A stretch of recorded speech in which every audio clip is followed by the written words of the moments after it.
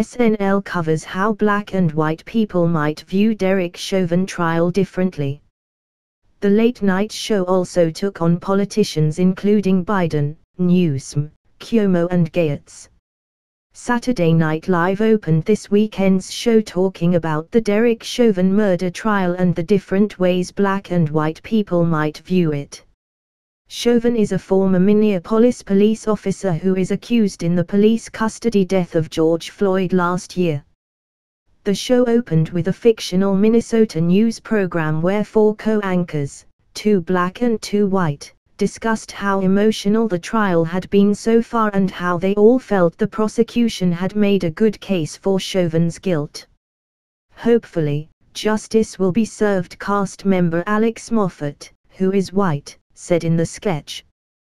That sounds like we all agree. There is no way Derek Chauvin walks away from all of this, cast member Kate McKinnon, who is also white, agreed.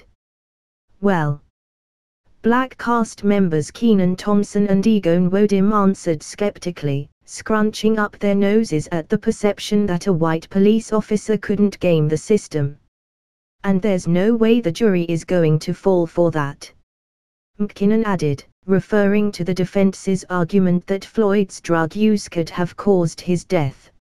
I don't know about that. Wodim again hesitated as she and Thompson continued to look doubtfully at their white counterparts. Let's just say, we've seen this movie before, Wodim said, explaining their hesitance in believing Chauvin would be convicted. McKinnon agreed that historically, police officers have gotten away in other cases like this. Historically? Thompson questioned.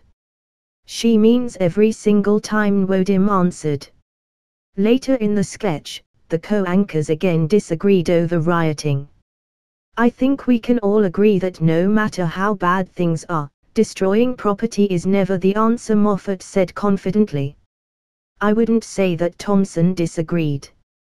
It's just property. There's insurance, Wodim agreed dismissively. Eventually, all 4 agreed there was a disparity in the way black people are treated by police and that the country needs concrete solutions. And we start with reparations. Wodim offered. Now, wait just a minute, Moffat hesitated. That was a good try, Thompson said to Wodim, who agreed, I almost had them.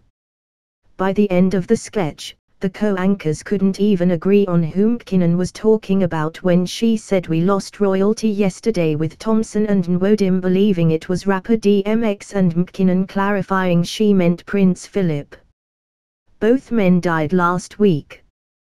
The panel did find one news story they could all agree on, the investigation into U.S. Republic. Matt Gaetz's alleged sexual misconduct. Later, in the Weekend Update segment, co-hosts Colin Jost and Michael Che continued to hit Gaetz but also threw some zingers at President Biden, New York government, Andrew Cuomo and California government, Gavin Newsom. Jost said he thought it was weird seeing a guy who's basically doing a Clint Eastwood impression being pro-gun control while showing a photo of Biden with a steely-eyed stare. Biden proposed several gun control measures last week. You could put him into Gran Torino and no one would know the difference, Jost joked as a photoshopped version of Biden packing heat like Eastwood's cranky character in the 2008 film appeared on the screen.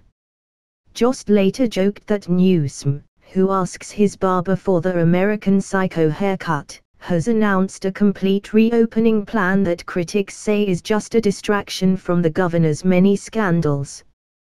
He added that it was a move that had other governors asking, did it work, while a photo of Cuomo, who faces scandals regarding coronavirus, nursing home deaths and sexual harassment, appeared on the screen.